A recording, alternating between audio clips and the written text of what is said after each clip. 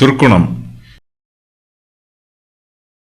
இயேசு அவர்கள் துர்க்குணத்தை அறிந்து, மாயக்காரரே, நீங்கள் என்னை ஏன் சோதிக்கிறீர்கள்? இயேசு கிறிஸ்து அவர்களுடைய துர்க்குணத்தை அறிகிறார். இவர்களுடைய வார்த்தை ஆரம்பத்தில் மரியாதையாக இருக்கிறது. அலங்கார வார்த்தைகளினால் இவர்கள் கண்ணியை பின்னுகிறார்கள். பசும் புல்லிற்குள் மறைந்திருக்கும் சர்ப்பத்தை போல் இருக்கிறார்கள். இயேசு கிறிஸ்துவுக்கோ மறைவான காரியம் ஒன்றுமில்லை.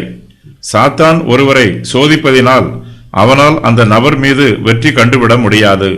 சாத்தான் நம்மை சோதிக்கும் போது அவனுடைய துர்க்குணத்தை நாம் அறிய வேண்டும். சாத்தானுக்கு எதிர்த்து நிற்க வேண்டும். அப்போது அவன் நம்மை விட்டு ஓடிப்போவான். இயேசு கிறிஸ்து அவர்களுடைய துர்க்குணத்தை அறிந்து அவர்களிடம், மாயக்காரரே, நீங்கள் என்னை ஏன் சோதிக்கிறீர்கள் என்று கேட்கிறார்.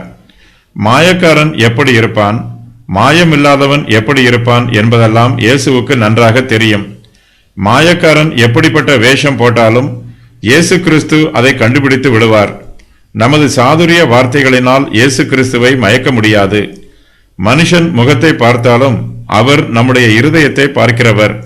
நம்முடைய நடிப்பு, பேச்சு, முகபாவம் ஆகிய அனைத்தையும் இயேசு கிறிஸ்து ஆராய்ந்து பார்க்கிறார். தம்மிடத்தில் கேள்வி கேட்பவர்களை ஆரம்பத்திலேயே, மாயக்காரரே, நீங்கள் என்னை ஏன் சோதிக்கிறீர்கள் என்று கேட்கிறார். இயேசு கிறிஸ்துவை சோதிப்பது கடினம். அவருடைய பார்வை கூர்மையானது.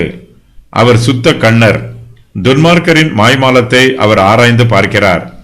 மனுஷருடைய இருதயத்திற்குள் எப்படிப்பட்ட ஆலோசனைகள் இருந்தாலும் அது அவருக்கு மறைவாயிராது. இயேசு கிறிஸ்து அவர்களை மாயக்காரரே என்று அழைத்தாலும் அவருடைய கேள்விக்கு பதில் கூற முன் வருகிறார். தம்முடைய பிரதியுத்தரத்திற்கு அஸ்திபாரமாக இயேசு ஒரு சில காரியங்களை கூறுகிறார்.